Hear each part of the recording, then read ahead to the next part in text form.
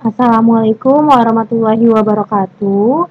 Pada kesempatan kali ini ya, memasuki semester 2, materi yang akan dibahas pada semester 2 ini adalah mengenai distribusi peluang. Nanti ada distribusi peluang binomial, kemudian normal, dan ada uji hipotesis. Nah, kita masuk aja langsung ke binomial ya. Ini saya kasih dulu. Binomial. Oke, sebelum masuk ke binomial kita harus tahu variabel acak dulu. Tapi sedikit saya jelaskan dulu mengenai binomial ya. Binomial, ini kan terdiri dari dua kata ya, bi dan nomial. Bi itu artinya dua, bi itu artinya dua, kemudian nomial. Nomial itu artinya apa nomial? Nomial itu artinya bisa dicari di Google ya, itu artinya kalau nggak salah kondisi ya. Jadi binomial ini menyatakan dua kondisi, artinya setiap kali melakukan percobaan hasil yang muncul adalah dua kejadian, itu dua kemungkinan gitu, dua kondisi gitu ya. Artinya setiap kali melakukan percobaan hasil yang mungkin muncul adalah dua kejadian. Contohnya, ini dua kondisi gitu ya. Setiap percobaan yang mungkin muncul gitu ya, yang mungkin muncul hasilnya gitu ya, mungkin muncul adalah dua kejadian, dua kemungkinan. Itu yang disebut binomial. Contoh di sini, contohnya adalah apa ya? Contohnya yang dua kemungkinan itu ibu melahirkan ya, ibu melahirkan. Ibu melahirkan kan ada dua kemungkinan, anaknya laki-laki atau perempuan gitu ya, perempuan. Kemudian, ujian UTBK gitu ya, ujian UTBK juga sama, ada dua kemungkinan, lulus, lolos gitu ya, satu lagi gagal. Nah, seperti itu contohnya, contoh cara binomial bisa dicari lagi, bisa digali lagi. Silakan anak-anak mandiri belajar cari di internet contoh-contoh kejadian binomial gitu ya. Jadi artinya dia memiliki dua kemungkinan atau dua kondisi. Kemudian sekarang kita masuk ke variabel acak. Karena nanti variabel acak ini akan banyak istilah variabel acak ini dipakai di materi kali ini, baik di distribusi binomial maupun di distribusi normal. Nah, ini saya hapus dulu aja, saya bersihkan. Gimana caranya? Nah, oke. Variabel acak. Apa itu variabel acak ya? Nah, variabel acak adalah variabel yang nilainya ditentukan dalam ruang sampel suatu percobaan. Ya, nilainya ditentukan dalam ruang sampel suatu percobaan. Contohnya gini, melempar bola gitu aja ya, melempar bola ke ring basket. Nah, ring basket sebanyak 3 kali. Nah, ini dia. Kita percobaan ini, melempar bola ke ring basket sebanyak 3 kali. Jadi tuh, ini kan percobaannya nih, melempar bola ke ring basket sebanyak 3 kali. Nah, kita mau tahu apa dari melempar bola ini, apa yang mau kita cari gitu.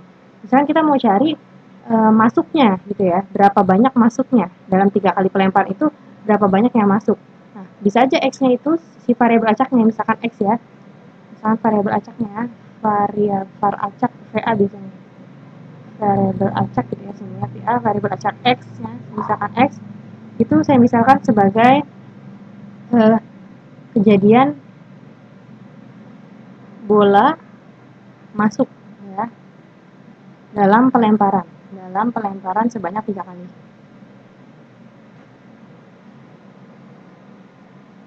Nah, ini yang disebut variabel acaknya. Jadi variabel acak ini disimbolkan biasanya dengan huruf besar. Di sini sudah saya tulis ya. Variabel acak dinyatakan dengan huruf besar. Misalnya X, Y, dan Z, terserah huruf apa aja, tapi umumnya adalah X gitu ya. Nah, tadi kan kita contohnya ini ya, melempar bola ke ring basket sebanyak 3 kali. Terus kemudian yang mau kita cari, jadi variabel acak itu nilai yang mau kita cari. Nilai yang mau kita cari adalah bola masuknya berapa kali gitu sebanyak. Kalau kita lempar 3 kali tuh peluang yang muncul tuh berapa kali sih masuk? Kan pasti kan kalau masukin bola ke ring basket kan nggak selamanya masuk gitu kan, ada yang meleset gitu kan. Nah, kita mau cari yang masuknya aja tuh. Nah, itulah yang disebut variabel acaknya. Karena kita mau cari itu. Jadi nilai yang dicari gitu ya dalam suatu percobaan itu. Nah, kemudian variabel acaknya disimbolkan dengan huruf besar, sedangkan nilainya disimbolkan dengan huruf kecil. Misalkan X kecil, Y kecil, dan Z kecil. Jadi dibedain. Nanti biasanya gini, kalau udah masuk peluang ya, peluang kejadian bola masuk ke dalam ring X besar, ini X besar ya, sama dengan X kecil gitu ya. Berapa nih X kecil ini? Nah, X kecilnya biasa nulisnya kayak gini, atau terserah, nanti anak-anak bisa membedakan X besar dan X kecil. Misalkan sebanyak 3 kali bisa jadi 0 gitu ya, nggak ada yang masuk, atau 1 bisa jadi kan masuk 1, atau masuknya 2, atau bahkan ketiga-tiganya masuk. Seperti itu ya. Kemudian jenis variabel acak itu ada dua, ada diskrit dan kontinu. Nah, variabel acak diskrit ini diperoleh dari hasil menghitung atau membilang dan nilainya berupa bilangan bulat. Gitu aja ya.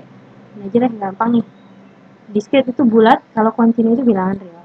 Tahu kan ya bedanya bilangan bulat dan bilangan real?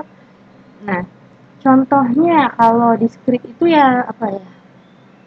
Ini tadi melempar bola basket.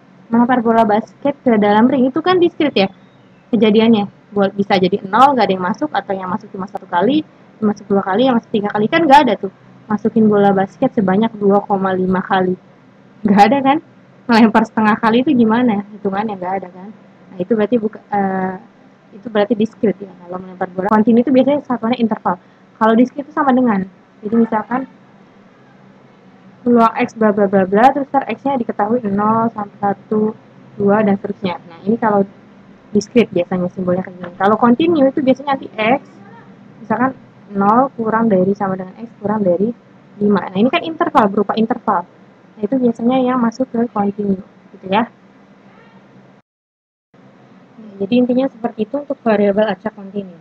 Jadi, kalau variabel acak diskrit itu biasanya digunakan untuk peluang binomial, gitu aja ya. Kalau kontinu nanti digunakan untuk peluang distribusi normal. Gitu ya. Oke, kita lanjut. Nah, ini contohnya. Oke, di sini ada contohnya. Misalkan X adalah banyak sisi gambar yang terlihat pada percobaan melambungkan sekeping uang logam sebanyak 3 kali. Sisi gambar, jadi kan kalau uang logam ya, uang logam ini kan ada dua ya, ada dua. Ini kan angka, ini gambar biasa gitu ya, gambar, angka kok angka, sorry, angka siap.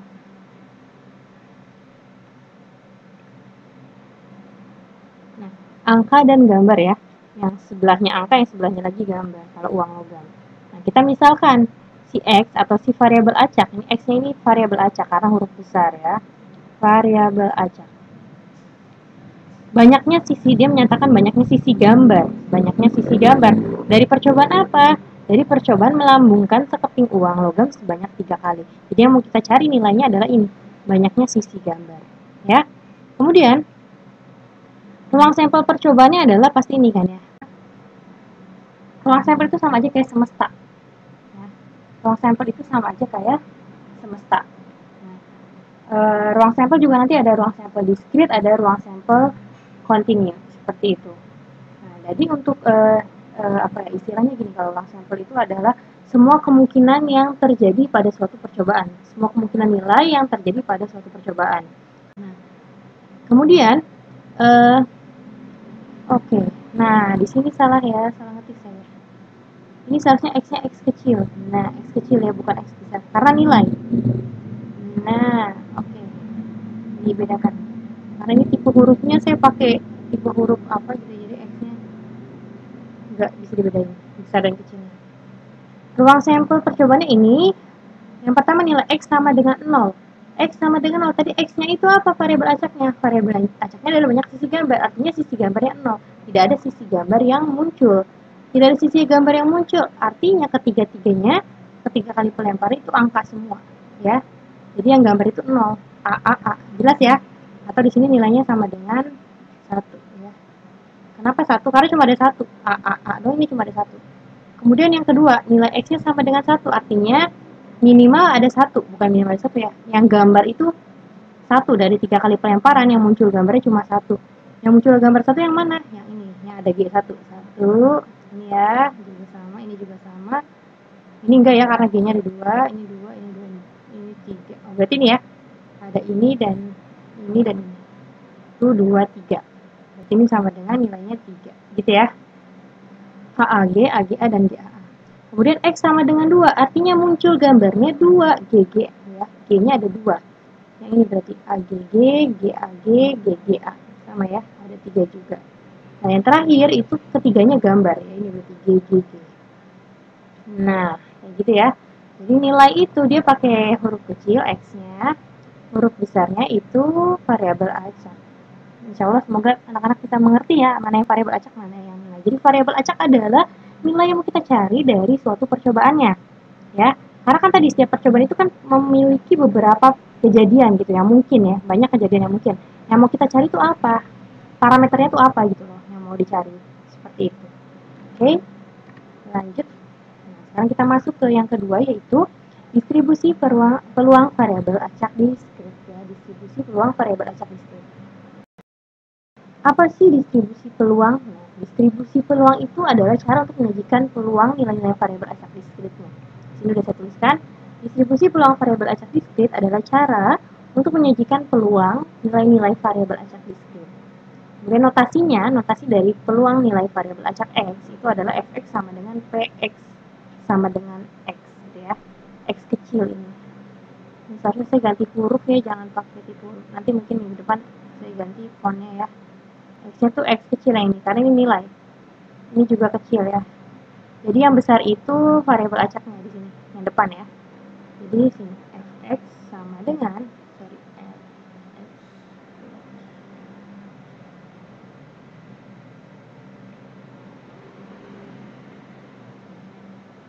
simbolnya adalah f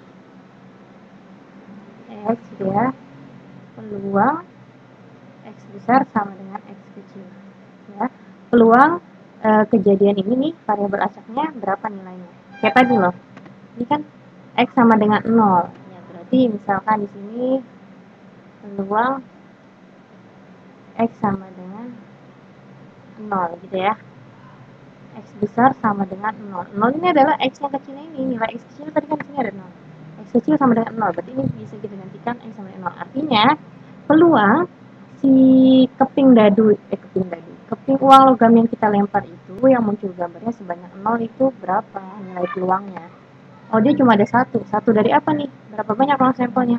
1, 2, 3, 4, 5, 6, 7, 8, berarti 1/8. Nah, 1/8 seperti itu maksudnya ya. Kemudian distribusi peluang variabel acak diskrit dapat dinyatakan dalam bentuk tabel, grafik, ataupun fungsi. Nanti ini ya, penyajiannya ini bisa dilihat di LKS-nya. Ya, anak-anak bisa lihat di LKS-nya, nanti ada sifat-sifat dari peluang variabel acak diskrit. Nah, ini perlu dipelajari, karena bisa aja, biasanya nanti ada nemu soal tuh disuruh buktikan apakah variabel peluang variabel ini tuh diskrit atau kontinu gitu. Ini kita harus pakai syarat ini. Yang pertama, syaratnya adalah nilai si peluangnya itu ya, nilai variabel acak X-nya itu, ini kan ya, notasi peluang nilai variabel acaknya si fx ini itu terletak di antara 0 sampai 1 ya, terletak di antara 0 sampai 1 ya. Si peluang variabel acaknya itu terletak di antara 0 sampai 1. Lihat ini, seperti ini. Nah, ini kan 1/8. Dia terletak di antara 0 sampai 1 kan? Kayak gitu. Kemudian tadi ada juga peluang X sama dengan 1. Tadi berapa ya? Kalau 1 itu tadi 3 di sini ya. Berarti jadinya 3/8. Nah, ini juga antara 0 sampai 1. Gitu. Dan seterusnya. Dicek semuanya apakah memenuhi 0 sampai 1. Seperti itu ya. Terus yang kedua, hasil penjumlahan dari peluang-peluangnya ini itu nilainya sama dengan 1. Oke, kita masukin aja yang ini tadi ada 3, 3, 3 ya. 3, 3, 3, 1 ini ya. Salah. Nah, gambar peluang X sama dengan 2, kemudian peluang X sama dengan 3. Ini peluang muncul gambarnya 2, tadi juga ada 3, berarti 3/8 karena ruang sampelnya 8. Yang ini 1/8. Nah, sekarang kita hitung. Ketika dijumlahkan, 1/8 tambah 3/8 tambah 3/8 tambah 1/8 itu nilainya harus sama dengan 1. Untuk membuktikan bahwa percobaan ini adalah percobaan diskrit. Gitu ya. 1 tambah 3, 4 tambah 3 lagi 7, tambah 1 lagi 8, berarti 8/8 sama dengan 1. Benar ya? Berarti percobaan yang ini nih, yang dicontoh ini adalah percobaan diskrit. Nah, seperti itu maksudnya ya. Oke? Bisa dipahami semoga ya.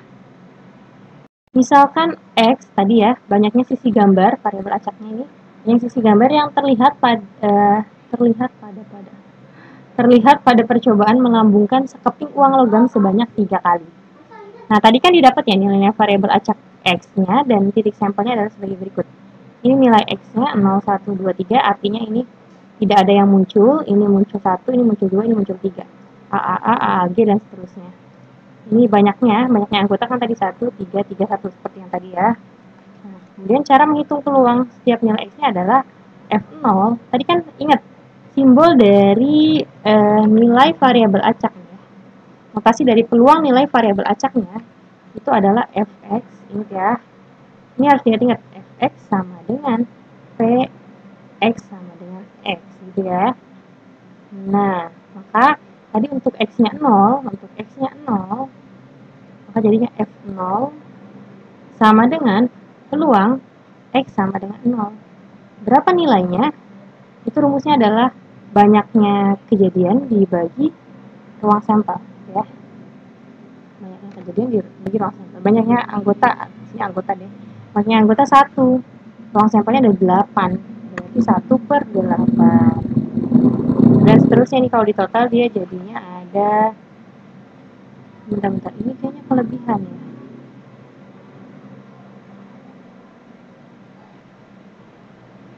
Bentar, kok ada X sama dengan 4, ini kayak saya salah deh.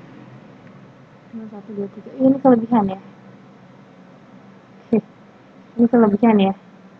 Sorry. Iya, ini seharusnya 3, yang tadi ya ini 3, ini 3, ini 1. Maaf, kelebihan. 1, 2, iya benar ya. Karena kan 3 kali ngelempar, nggak ada 4. Nggak mungkin 4, karena cuma 3 kali ngelempar. Oke, ini enggak. Nah, oke.